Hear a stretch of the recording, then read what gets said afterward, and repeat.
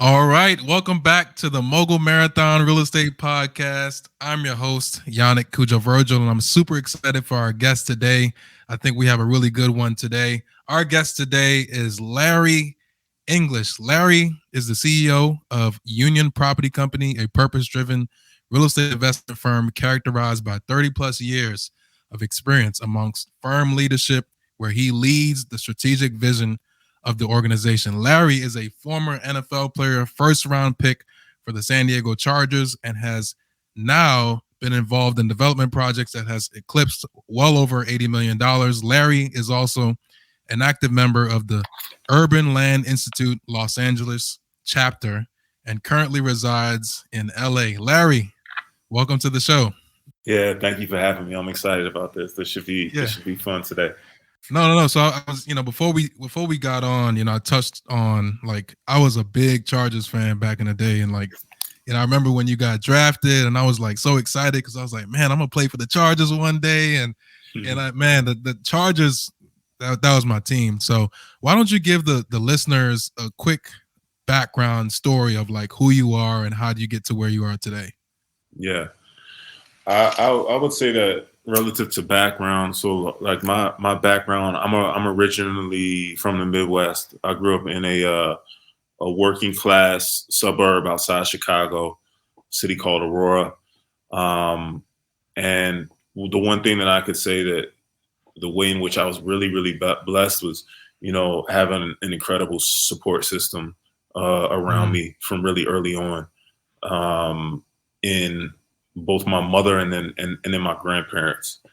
So they really instilled this, this supreme level of faith and belief in what was possible and what I was capable of. And so that was something that was always instilled in me from a young age. And I, from very, very early on, I was fascinated with the sport of football. And it was all I ever wanted to do from a really, really young age. So I got really focused in on it early on. And I can tell you that my focus and overarching goal of becoming a professional football player, it governed a lot of decision making in my life in my early years. So I was really willing to be disciplined and like make sacrifices for the things that I thought that would allow me to realize my goals, right? And I kind of had like these, tranches of the overarching goal, but like the first tranche was like getting into, a football program at the high school level, going to a high school that was going to be a program that I thought that I would get, access to opportunities and have an opportunity for a Division I program to notice me, right?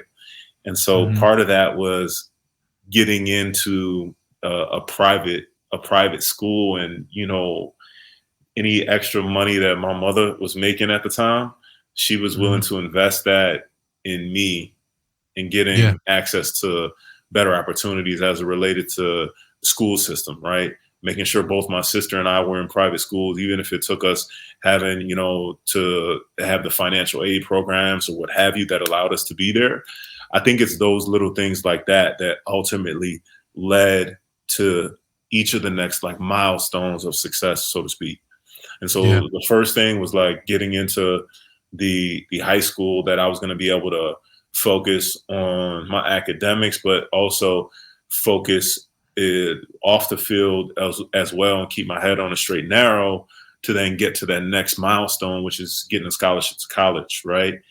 And when that time came, I was going around to all of, the big Power 5 type programs, Division I programs. And that's always the goal, is to play for like a Big 10 team, a Big 12 team, or what have you. And it just so turned out, it just so happened that when it came time for me to go to college, the initial schools that had the most interest in me were mid-major programs, right? So MAC schools. And so Northern Illinois was the first school that offered me. And one of my things was that I wanted to go into my senior year having already made my decision of where I was going to go to school, because I didn't Yeah. want to have that nerve-wracking backdrop in my Yeah. senior year of school and senior season, right? So at the time, Northern Illinois, they actually happened to be that at one point they made it to, like, I think number 11 in the nation. We're having an incredible year, the year that they were recruiting me and had offered me, and they had beaten Alabama, which before Alabama became the dynasty of this era. Yeah. It was before those years, but they beat Alabama, they beat Maryland, they beat Iowa State, so they beat these big programs. I'm like, you know what? Maybe this school would really be an opportunity for me to get on the field early, play, and exhibit my skill set, so to speak, right? So I ended up making that decision within the bigger schools having interest after the fact of my already committing, right? So I said to myself, after my senior year, I had a good year. When the big schools kind of came back, I was like, it doesn't really sit well with me to decommit. Like, I didn't want to have that I didn't want to have that guilt. stigma like playing in the back of my mind, So Yeah. I said, you know what, I made a decision. I'm sticking with it. And it just so turns out that it ended up being the right decision for me, because I got on the field early. I had so much tape by the time, professional teams began looking at me, because I'd been playing. I got 4 solid seasons of, as a starter, like on field tape and reps. And due to that, You started your freshman year. well, I didn't start my true freshman year. What ended up happening was I was set up to be a true freshman, and I was playing. I literally played in our first game, which we played against Maryland that year. That would have been the 2004 season, and I ended up I was a backup. I was backing up the starter, and I go into the game. I think it must have been like the third quarter, toward the end of the game.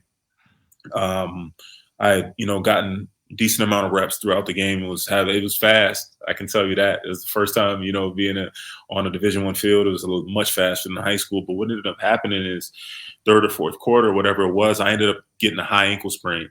That high ankle sprain was going to sit me down for like 6 to 7 weeks. So what they were able to do was give me a medical red shirt, because it was only the first game. And I think there was like a cutoff with the amount of plays that you played.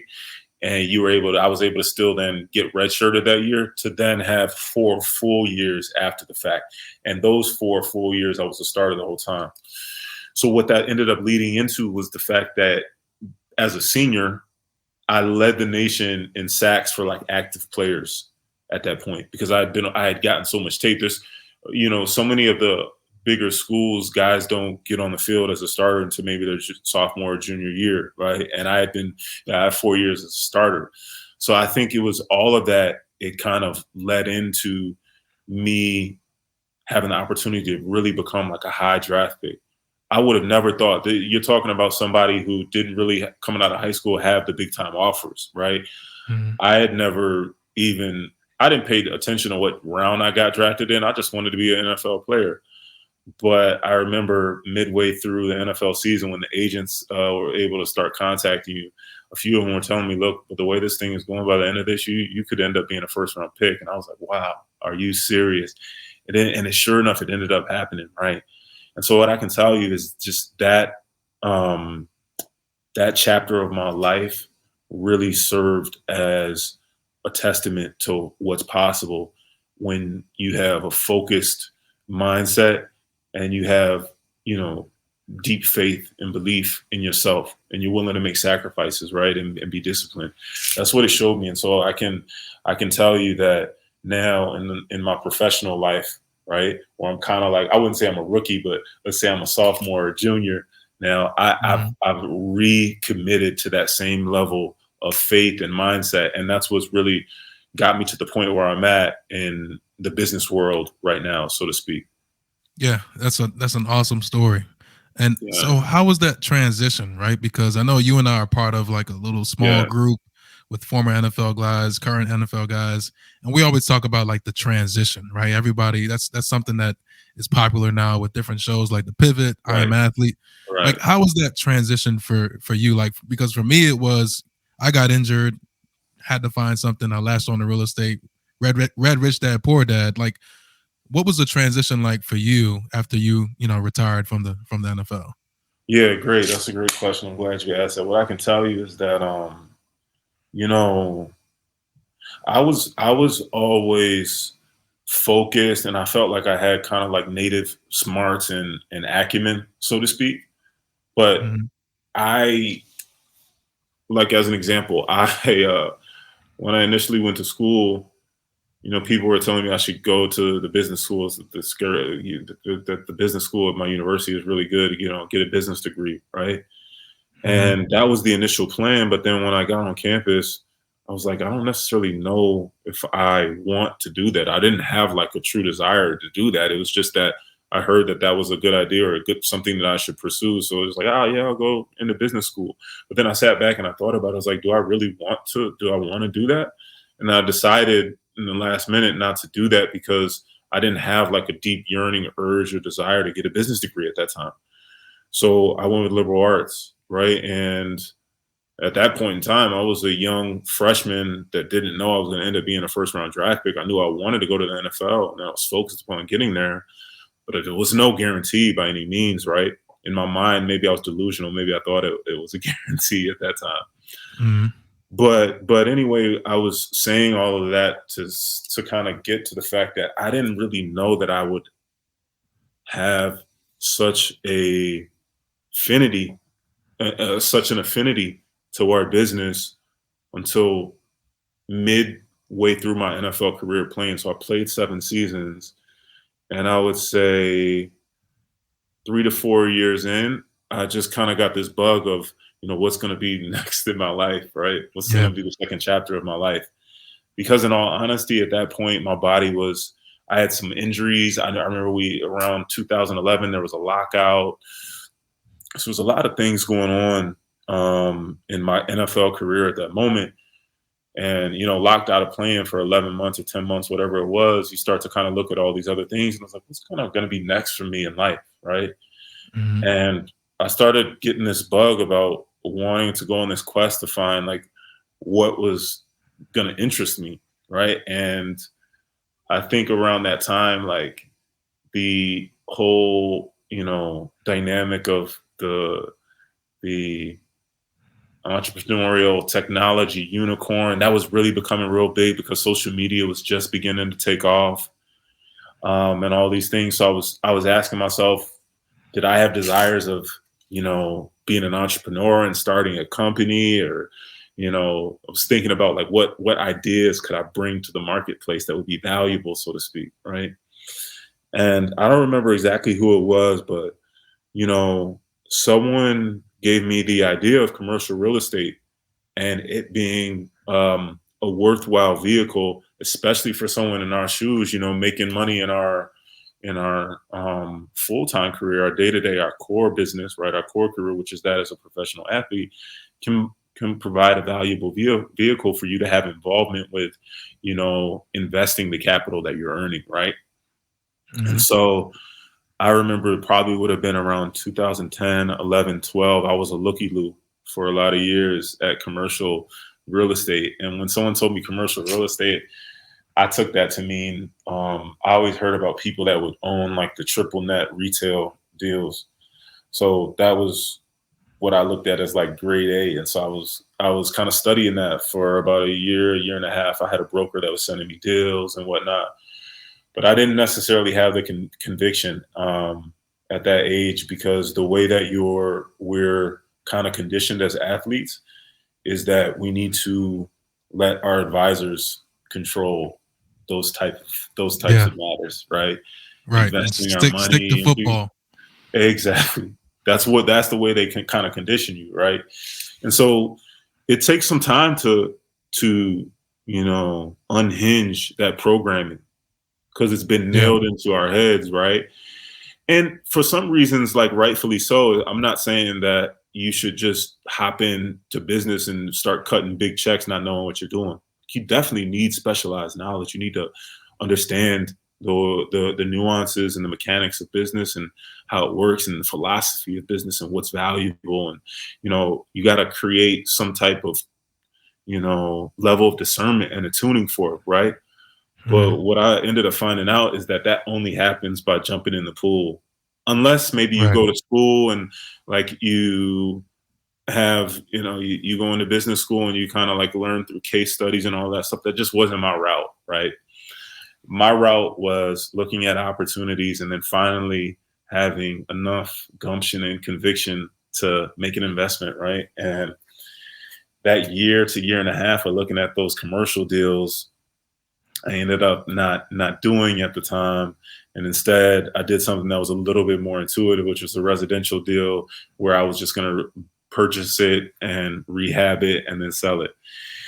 And so I did that. I started doing that while I was still playing. I ended up having early success with that, right? I ended up having success with that with, a couple meaningful deals. And I remember towards the final like 2 to 3 years of my playing career, I had almost gotten it to the point where doing some of those flips, I guess you would consider them, I was earning as much as I was earning on the field at that point, because my contract was like front loaded.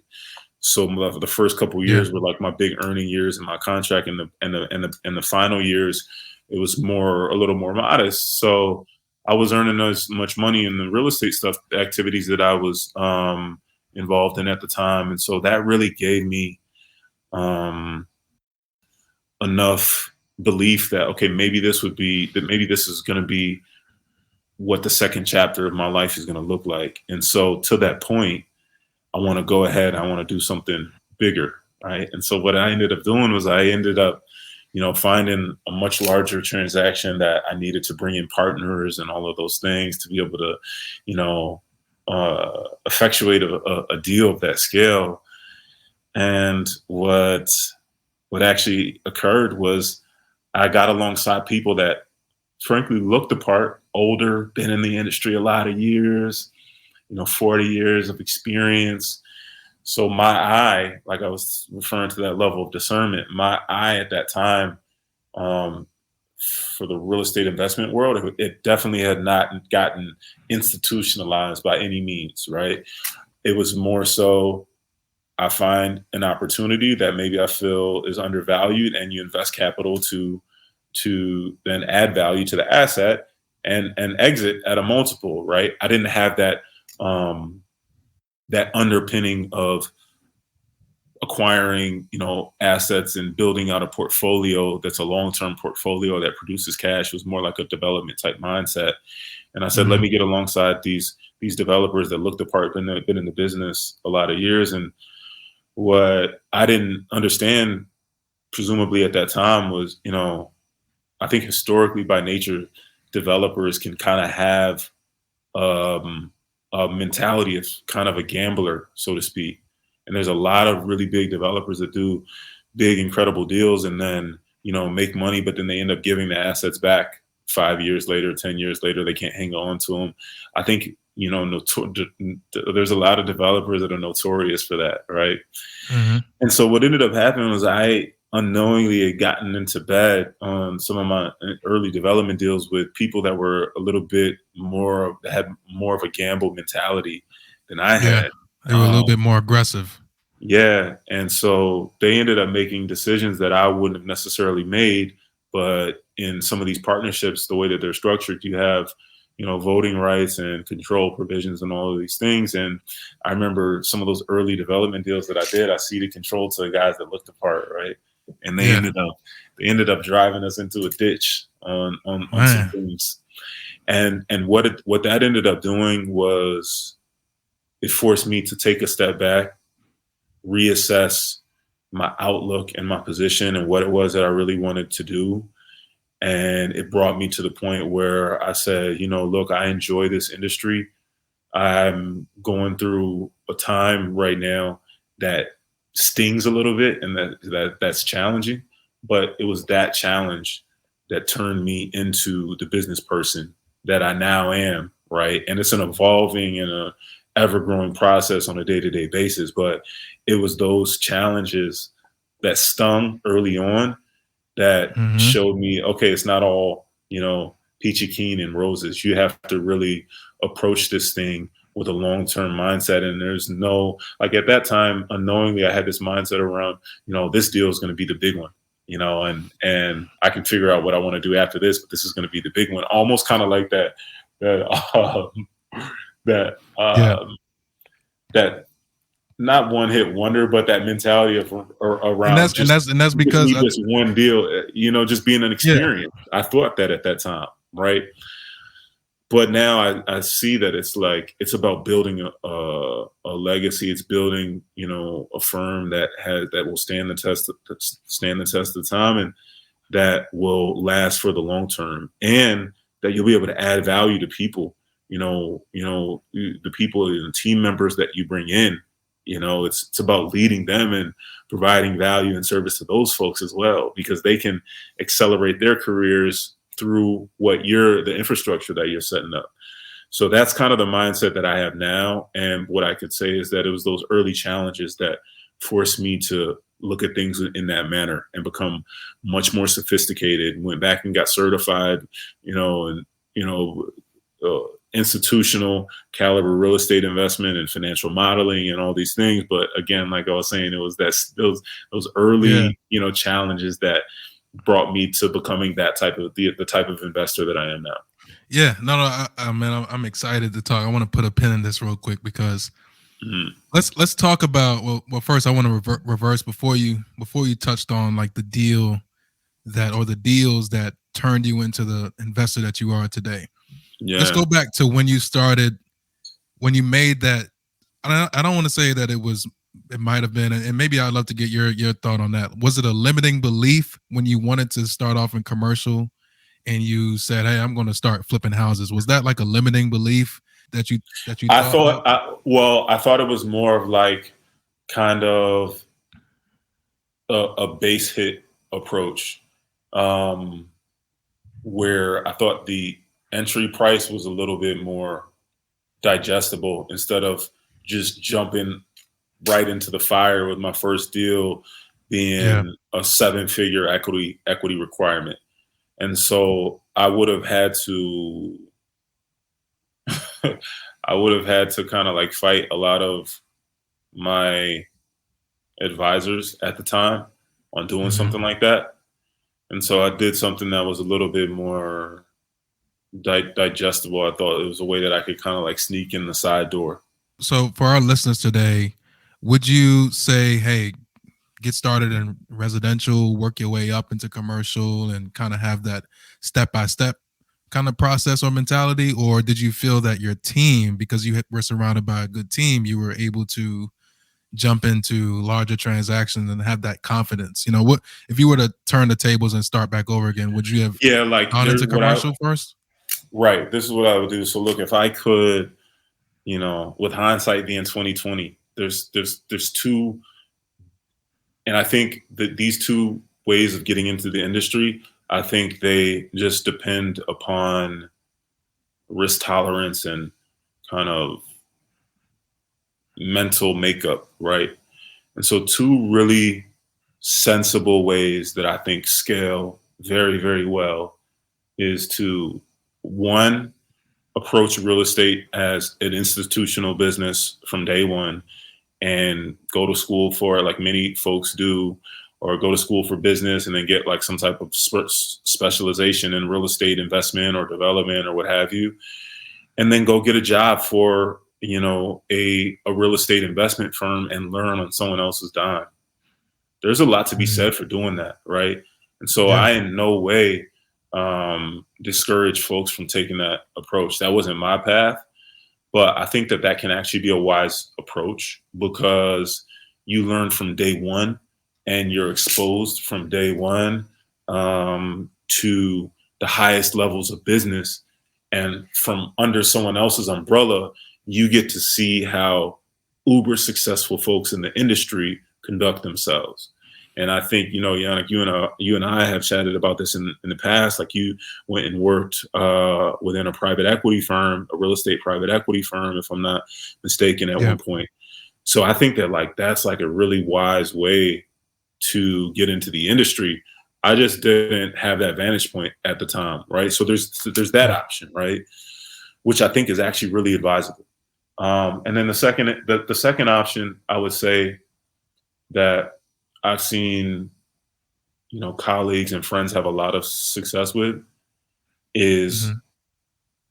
starting smaller, more entrepreneurial, if you will, but buying and having the mindset of building a portfolio that produces cash. I can tell you, like, as an example, a buddy of mine that's a really close friend.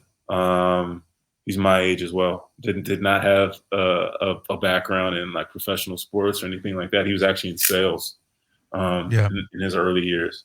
He went to school initially where he was pre-med and what have you. Then he said to himself, like, I don't know if I want to do this, and like be in school for 10 years before I really get into my vocation and what have you.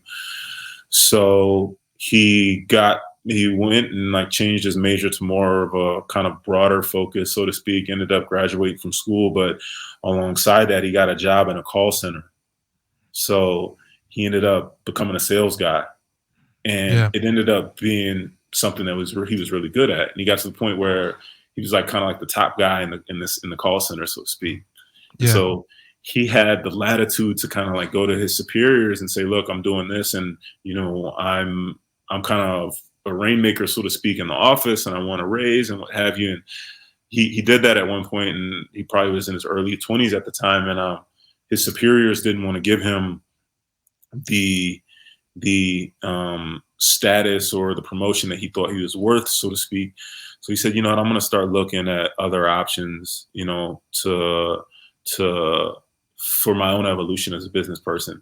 So he said, I think what I'll do is, and he at the time was based in Orlando, Florida. He said, I'm going to buy, I think I can do this. I'm going to buy a fourplex. And from what I can see, if I buy one of these fourplexes and rehab it, I can get the rents to X. And to the extent I get those rents to X, if I have whatever this loan product that he might have had at the time, I don't know if it's FHA or one of the loans that's kind of really low cost to kind of get into. I get in with, some favorable financing, my rent in the unit that I live in will be all but paid for, and I'll have probably some excess cash flow on top from the other few units. So he did that. And it was probably only a couple years before he bought another one. And so he had two fourplexes. And then maybe a year later, he said, let me buy an eightplex. This is really turning out to be really good. So fast forward to around, 2013, 2014, the market is kind of, in a really uncertain territory. And he said, I'm going to buy some deals that are a little bit bigger. Buys a 20 or 25 unit deal or what have you, buys a couple of those. And the years from 2014 to 2016, those assets that he accumulated got him to the point where he had a few $1,000,000 come 2016 or 2017 that he sold the remainder of his portfolio off because he didn't at the time know if the market could go any higher, right? If you remember back at that time, a lot of people were uncertain. It's like, it's been a crazy bull run. The music's got to stop at some point. So around 2016 or 17, like there was a lot of people that were selling, like, we don't know what's going to happen in the market, right? But he did that, and he had, a couple $1,000,000 to play with. And he had a friend that was a private equity executive. And that friend said, look, you've really got a knack for this. You built this portfolio in kind of like a mom and pop manner. You did well with it. Why don't you go and, get into the big stage? Why don't you go find a $40 million deal and do some big stuff? You need to get past that mental block. You need to do larger stuff. So he goes and he finds a $40 million deal, goes back to our buddy and says, hey, all right, look, I got a hold of a $40 million deal now, but right. Yeah. He at that time, this is probably 2017, didn't even know what a promote or carried interest was, because he had just owned his own properties, outright. 100%. Well, long story short, fast forward to now, he has a firm that controls $1.5 billion worth of real estate, and he's got 15 or 20 employees, really top level, acquisitions folks that have been in the industry a lot of years. And he's probably one of the faster growing real estate investment, multifamily operators out there. right? Yeah. So his path into the space, it came from that kind of like mom and pop mindset of like, I'm gonna buy the fourplex and then see what happens type Yeah. deal. So I think it's like from like an entry level standpoint, there's nothing wrong with either one of those approaches. Mm-hmm. You Yeah. know? I think no, that's first one was a great story. I think that it's just a testament to like why real estate is such a marathon too, right? Because Yeah, it's something for that sure. is get rich for sure over time, Bingo. right? One of the things that I wanted to touch on that you said was from your first deal, your first few deals was you wanted to. It seemed like you wanted to hit big, right? Was Yeah, that like the yeah, mentality? I did because it was that player's mindset. And that's what I wanted to It was touch that on. it was that That's what I ball wanted to player's touch on. mindset. It was that ball player's mindset because you gotta like look at how do we think? He's like, oh, it's my contract year. I gotta hit him this year. Yeah, That's your one opportunity to get paid, to get the yeah. big contract, right? And so I think that I erroneously brought that frame of mind into the business world. Into the It's world not of like that. business where it's not like that Yeah. in the real life. And that's I wanted to touch on that too, because I'm hoping that there's some NFL players that are listening to today's show that need to understand like the money that you made in the NFL, that is not regular money. You know, getting paid $100,000 per week or couple million like per week, that is not regular money. And I think a lot of NFL players have been conditioned to think like, oh, every time You I have to get a make it that deposit in quick. my bank, I gotta exactly. Right. And I think Yeah, that also this is has a long haul, and you make that quick. You make that money in those big, chunks as an athlete, but you only play for 10 years if you're lucky. if Whereas you're in the lucky. business world, yeah, if you're lucky, there's very few people that get to play 10 years in the NFL, right? But in the business world, many guys are just starting to hit their stride in their 50s, and what we don't realize as athletes is as an athlete, we're used to having this mindset of having an expiration date in our 30s. What we have to realize is that those years after our 30s can be very, very very, very, very fruitful and Yeah. beautiful years. We don't realize how young we are. It's because we Yeah. play in a sport where, you know, you become the oldest guy in the room and you're like a senior citizen, and you're only 31 or 32. That's Mhm. not how the real world is actually set up. But it's almost like you don't find that out until you get out of that little small Yeah. microcosm, right? Yeah. It's a bubble. It really is. It's a small bubble. We need to get out of that mindset. Yeah. And it comes down to just education too, right? And you got educated, you took the initiative to get the courses. And I think that honestly I did do that. Yeah. yeah, and I think it honestly has a direct correlation as to like why a lot of guys end up in investments that lose a lot of money too, right? It's because they get the shiny object syndrome Correct. of being attracted to like lucrative investments when they really don't understand the due diligence process. They don't understand how to evaluate risk, which I Right. think is something that you were able to develop through your struggles and, the deals that you've invested in real estate, right?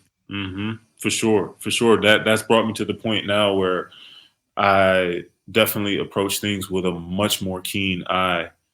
And again, like I said, it's one of I was telling a friend, there's a friend that's currently going through a little bit of a seemingly tough situation.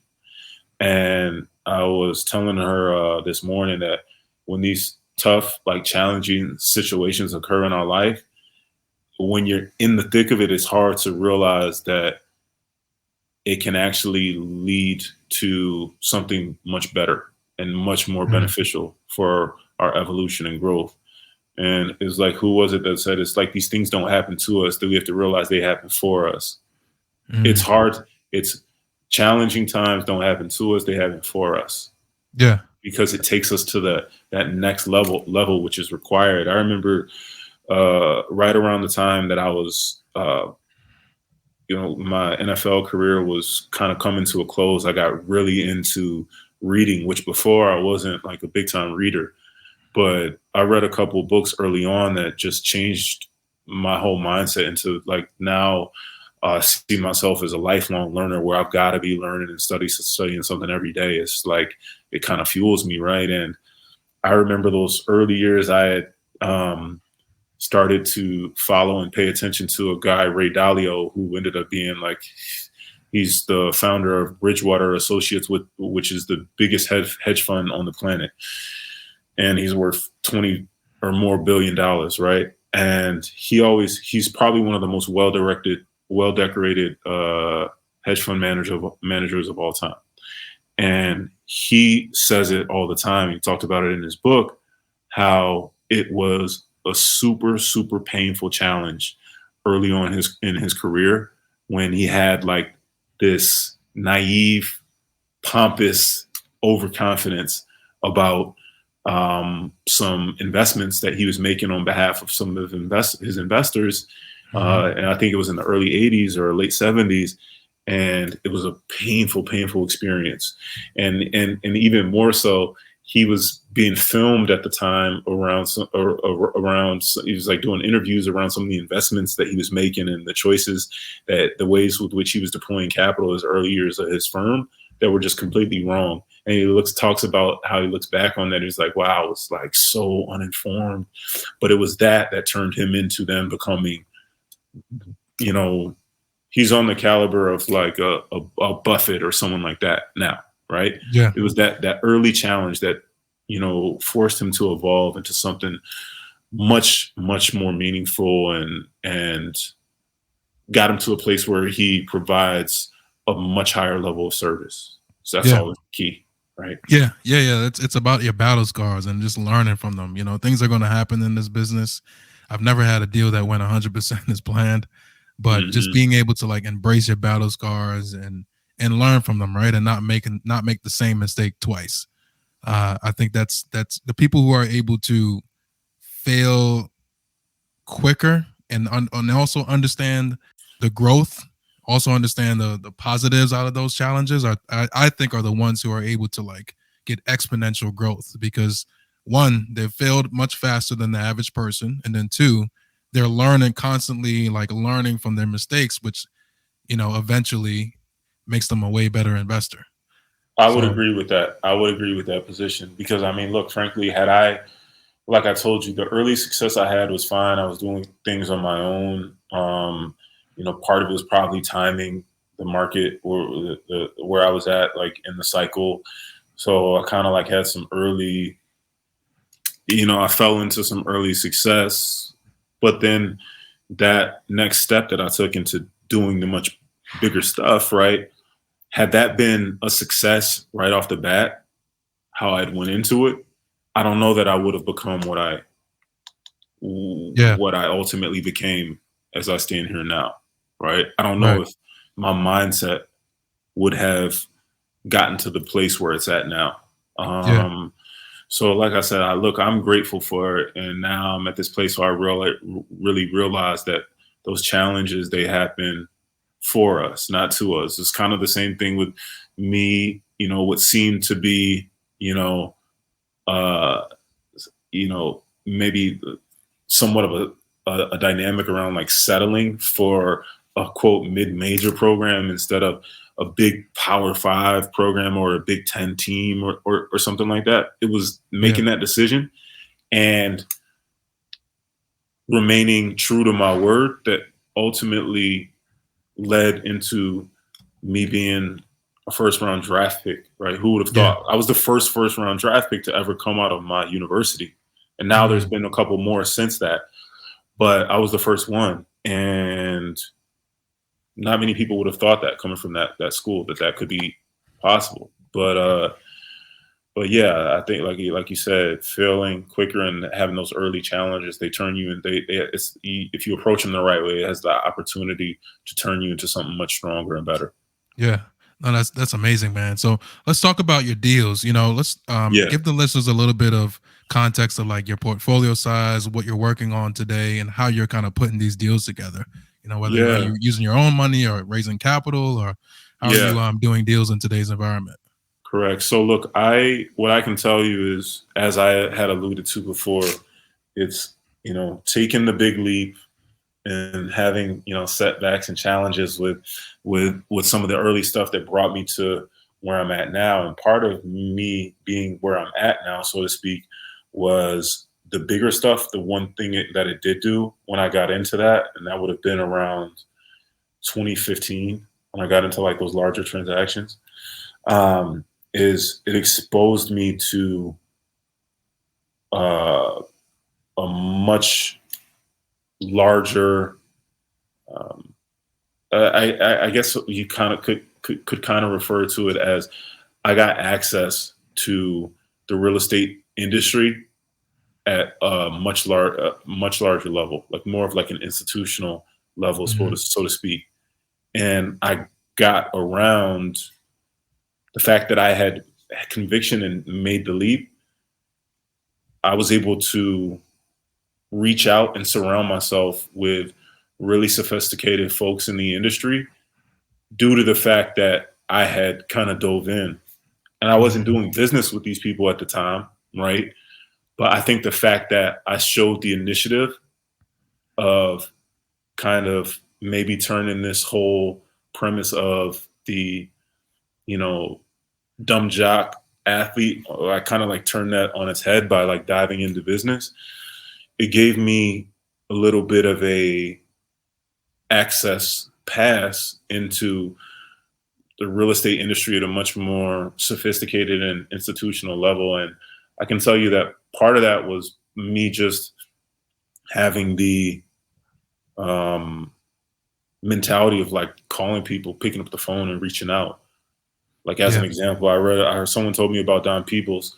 I read a book about Don Peoples, which is, arguably the largest, Black real estate developer in the country. He's, done billions of dollars worth of projects throughout his tenure. Someone told me about him, so I read his book, and then I read his book and I was intrigued by his story. And so I found his office address online and sent him a letter and left my email. He told him what I was doing, and he ended up reaching back out. So then built a rapport with him and some other folks that were really big in the industry, just from simply taking the initiative and reaching out to folks. And so then what ended up happening is you get around people like that and you tend to start to think bigger. Yeah. Right. And so I started thinking way bigger because I read about what these guys were doing.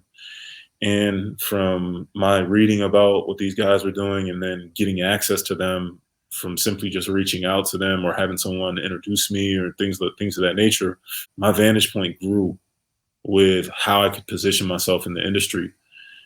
And I ended up really organically throughout that time building a network in the real estate industry from coast to coast that's pretty significant, I would say. Yeah. And some of those folks ended up becoming mentors, advisors. Some of them became close friends. And I would say, 2 or 3 years ago when I had these yearnings around kind of launching my own firm, because I had some early partnerships that ended up, I kind of moved beyond those, right? So I had this idea of really like reassessing and launching my own firm. And when I did that, it ended up, because of the relationships that I had built, I had really sophisticated programmatic partners that I was able to go into business with.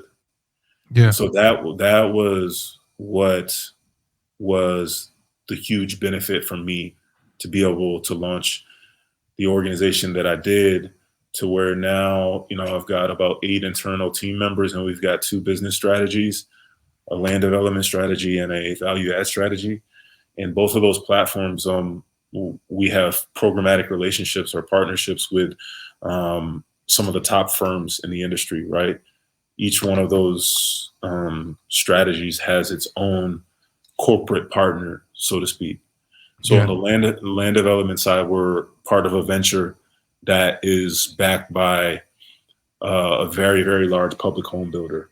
And so with that strategy, we buy land throughout the state of California that's raw land and get it entitled for subdivisions, master plan communities, and that type of, for sale housing development. And then our value add strategy, we're partnered with a very sophisticated multifamily operator developer. And so it's because of those partnerships that we're at the point now where our current transaction pipeline for multifamily units is about 1,200 units with the current deals that we're in contract to purchase right now. And then on the land development side, we have a pretty solid pipeline as well for land deals, because what's ended up happening is now it was for so many years such a seller's market. But now that there's been this kind of dislocation in the for sale housing space, we're able to kind of get into some very favorable situations as it relates to structure for doing, long-term land development plays, long-term entitlement plays.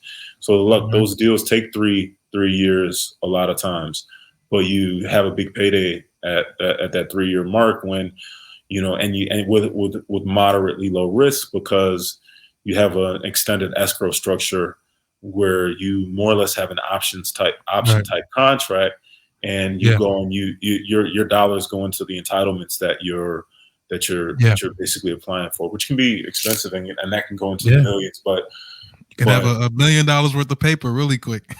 Correct. But that's why I really now at this point I align myself alongside folks that have shown an incredible track record and that have the faith and have been backed by institutional partners, right? That have that level of compliance for them to even get in the door, right?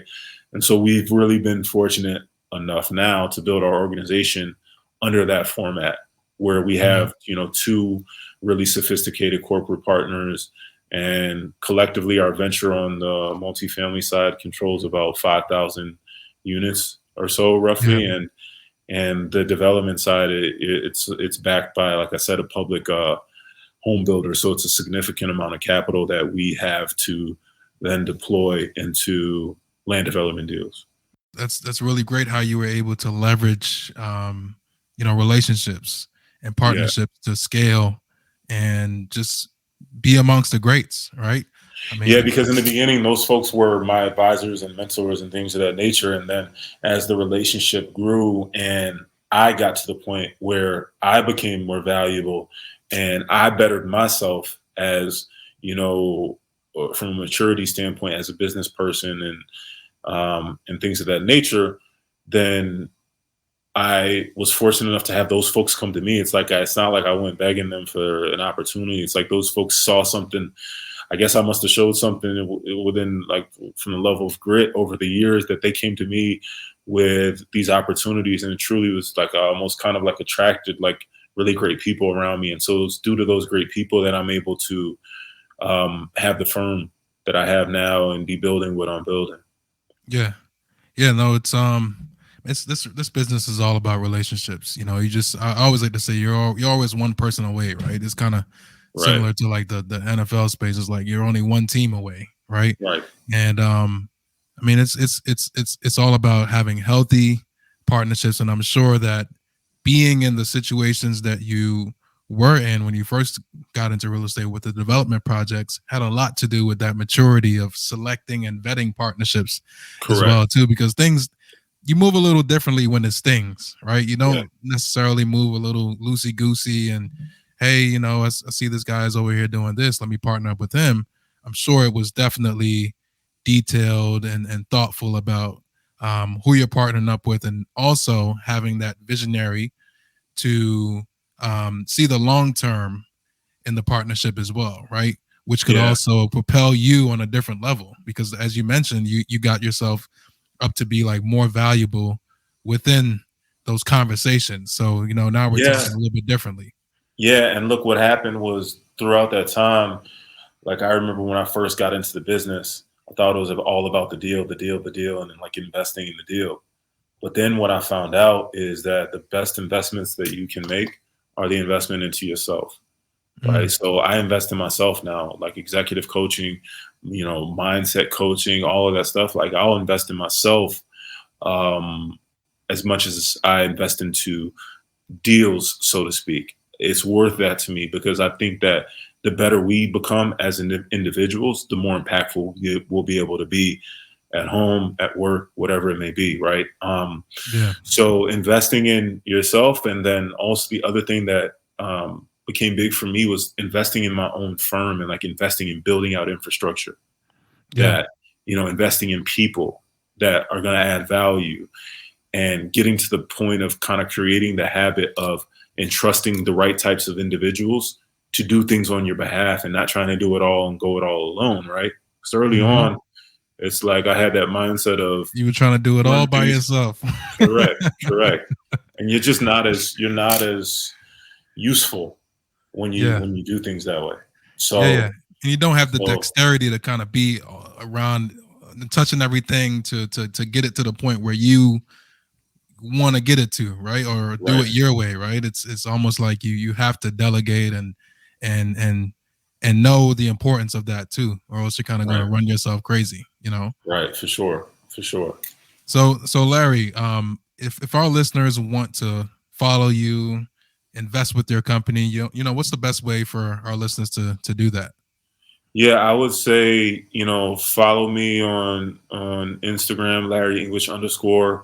Reach out to me on LinkedIn. LinkedIn is great.